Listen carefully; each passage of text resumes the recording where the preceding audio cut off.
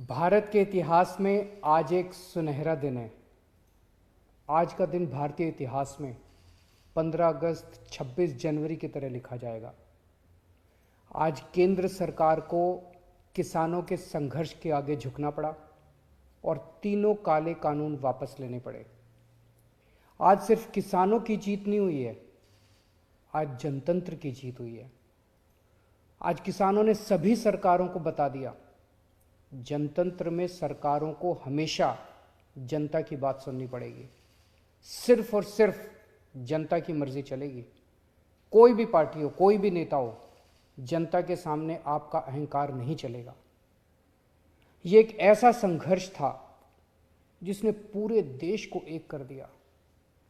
इस लड़ाई में किसानों के साथ साथ मजदूरों, युवाओं, महिलाओं, आड़तियों, दुकानदारों ने सबने हिस्सा लिया। पंजाब हो या यूपी, बंगाल हो या केरल, पूरा देश किसानों के साथ खड़ा था। देश विदेश में रहने वाले सभी भारतवासी एक हो गए और इन सब ने मिलकर आज इतिहास रचा है। जिन्होंने धर्म जाति से ऊपर उठकर एक साथ सड़क पर तीनों काले कानूनों के खिलाफ ये लड़ाई लड़ी और आखिर में केंद्र सरकार को उनके आगे झुकना पड़ा, इन सभी की आज जीत हुई है। पूरी दुनिया के इतिहास में शायद ही इससे बड़ा या इससे लंबा कोई आंदोलन हुआ होगा। इतनी शांतिपूर्वक तरीके से इतने लाखों लोगों ने संघर्ष किया, कड़ी धूप में, ठंड में, बरसात में, पीछे नहीं हटे। इस आंदोलन को तोड़ने के लिए सरकार ने, पूरे सिस्टम ने, एजेंसियों ने, पूरे के पूरे तंत्र ने न जाने क्या क्या कोशिश की। किसानों को आतंकवादी कहा, खालिस्तानी कहा, एंटी नेशनल कहा, सब तरीके से घेर के उनको, उनके हौसले को तोड़ने की कोशिश की गई। लेकिन किसानों के लिए भी आज़ादी की लड़ाई थी।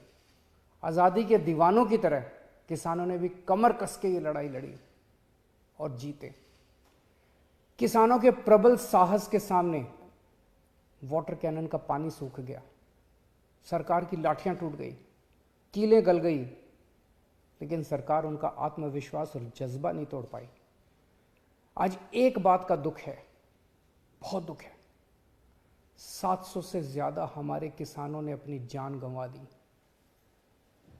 इसकी जरूरत नहीं थी, इनकी जानें बचाई जा सकती थी अगर ये कानून पहले वापस ले लिए जाते। हमारे किसान भाइयों और बहनों को इतने महीने सड़क पर बैठकर ठंड में, बरसात में, धूप में तकलीफ उठाने की जरूरत नहीं होती। आज 700 से ज़्यादा किसानों की जान चली गई, 700 से ज़्यादा परिवार उजड़ गए। आखिर किस लिए? इन शहीदों को मेरा नमन है, इनके परिवार को भी मेरा कोटि कोटि प्रणाम है। मैं उनकी आत्मा की शांति के लिए वाहेगुरु जी से प्रार्थना करता हूँ, उनके परिवार के सभी कष्ट दूर करें। पर आपकी कुर्बानियों को ये देश कभी नहीं भूलेगा। आज का दिन हमारे देश के बच्चों और नौजवानों के लिए एक सीख है कि अगर सही नीयत से, शांतिपूर्ण तरीके से संघर्ष करो, फिर चाहे मंजिल कितनी भी कठिन और दूर क्यों ना हो, सफलता मिलती ही है। जय हिंद।